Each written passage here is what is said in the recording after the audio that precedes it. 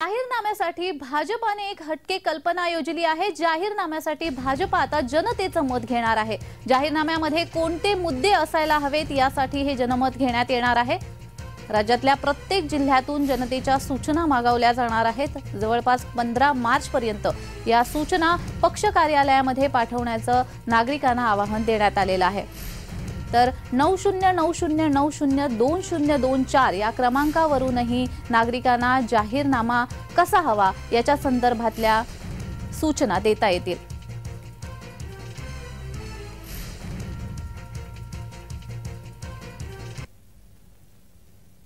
तर या संदर्भात अधिक माहिती देण्यासाठी आमचे प्रतिनिधी मनोज दयाळकर हे आपल्याशी लाईव्ह द्वारा जोडले गेलेले आहेत। मनोज, भाजपा एक नवीन आणि अनोखी अशी कल्पना घेऊन येत आहे। जाहीरनाम्यासाठी जनतेचं मत आता घेतलं जाणार आहे। अधिकची माहिती। नक्कीच जान्हवी, आपण पाहिलं तर आता लोकसभेची निवडणूक जवळ येत आहे आणि लोकसभेच्या निवडणुकीच्या तोंडावरती सर्व पक्ष जोरदार तयारीला लागलेले आहेत आणि आपण पाहिलं तर निवडणुकीच्या तोंडावर प्रत्येक पक्ष आपला जनतेसमोर मांडत असतो। असाच जाहीरनामा भाजप पक्षाने देखील जनतेसमोर मांडलेला आहे। पण आपण पाहिलं तर यासाठी एक नवीन अक्कल भाजप पक्षाने लढवलेली आहे आणि आपण पाहिलं तर लोकसभा निवडणुकीसाठी भारतीय जनता पार्टी तर्फे प्रसिद्ध करण्यात येणाऱ्या जाहीरनाम्यात कोणत्या मुद्द्याचा समावेश करावा तसेच विकसित भारत कसा असावा यासाठी भाजपाने नागरिकांकडून सूचना मागल्या आहेत। 15 मार्च पर्यंत नागरिकांनी आपल्या सूचना पक्ष कार्यालयात पाठवावेत असे आव्हान देखील भाजप पक्षाकडून करण्यात आलेले आहे।